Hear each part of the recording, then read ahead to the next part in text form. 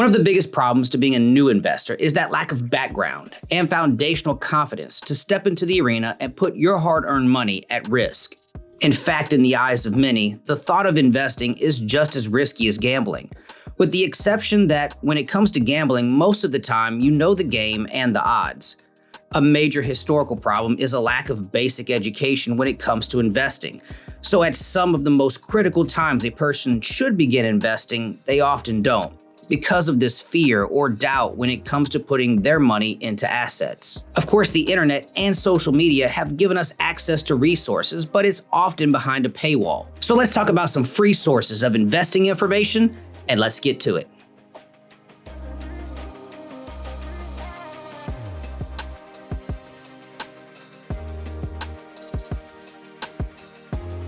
What's up YouTube, James with Thursday Media here, and in this video I want to discuss some of the free resources and tools out there and available to new investors. We'll cover some of the basics for those new to investing and then jump into stocks. But first, let me preface this by saying that I haven't been contacted or paid by any of these companies and I'm not sponsored for this video. If you're like me, I'm on a pretty tight budget, but I've got a stable income, so I sacrifice a little to make sure that I can invest at least $400 each month. It's worse for many new or young investors just getting started, who may be nervous about buying assets or only have an extra $100 to invest. It probably doesn't make much sense to spend $15 or more each month on stock subscriptions that will eat into this amount. But one thing that won't eat into your wallet is hitting the like button so that YouTube knows that we're still in the game. Of course, if you're managing large amounts of money, paying to have a financial advisor and keeping up with market news and things like the Wall Street Journal absolutely makes sense. Day traders or swing traders might also benefit from being able to access up-to-the-minute information and research data. And there are a ton of great pay-for-access sites, such as Stock Card, that will give you some quick breakdowns of different companies. What's great though is that a lot of the information that's presented in these places can be found for free. It just takes a little digging to find out more about an asset. If you're a seasoned investor and you have some great free resources, feel free to leave a comment down below and share it with our community. If you're looking for a great place to start for education, look no further than Khan Academy. Yes, the little website that we often steer kids towards when we can't figure out those pesky geometry problems offers several simple breakdowns of how different aspects of the market work. Many of these short lessons help build a basic understanding of terminology and market functionality, which works a little bit better than just constantly reading the news. The SEC and FINRA also both sponsor educational sites at investor.gov and saveandinvest.org. Both have plenty of resources if you wanted to calculate what investing consistently could yield. For free news sources that focus on what you're interested in, websites like Investopedia and CoinDesk provide both news and educational material to help give you a pulse on the day-to-day market activity.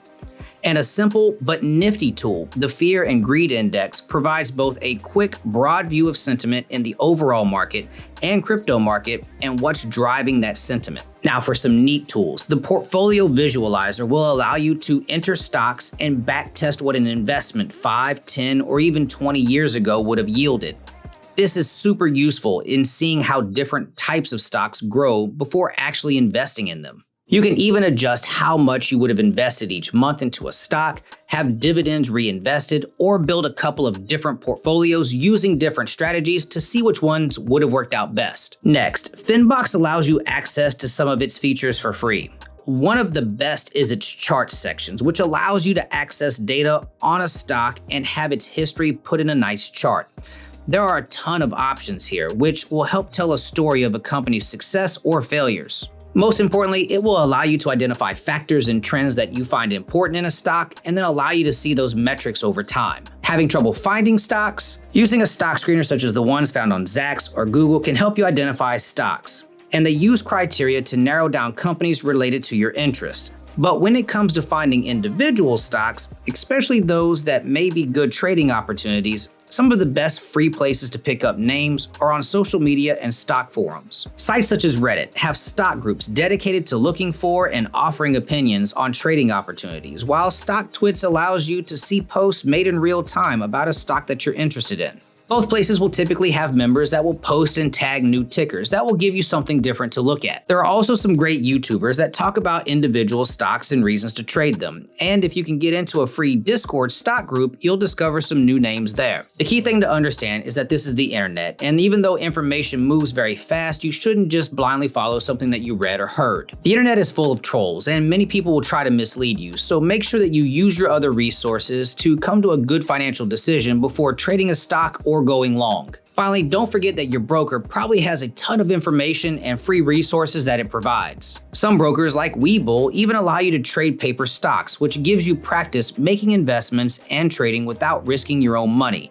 And this will help you develop a strategy that works for you. You need a brokerage to buy stocks, so when you sign up, make sure that you utilize any tools that they provide. Some brokers require fees to access premium content and certain information, but most provide some free resources. Ease into each information source, as no single source will ever be able to give you all that you need, and certainly not for free. But there are enough free resources available that you can begin to get a grasp of how the market works and then determine what you're comfortable investing in. As always, I am not a financial advisor. I'm just a regular guy with a regular job who likes to save money and use free resources when I can. Make sure before making any financial decision that you come up with a strategy that you like and that you make financial decisions that you're comfortable with. If you're interested in active investing, I'll leave some links down below that'll help get you started. Some of these are even offering free stocks when you sign up and make your first deposit. If you like this video and you want more like it, make sure that you subscribe to the channel. I post every Thursday and Sunday unless I throw in a bonus. Take advantage of any free resources that you can. Good luck making those early investments, and thanks so much for being here, and I'll see you in the next one.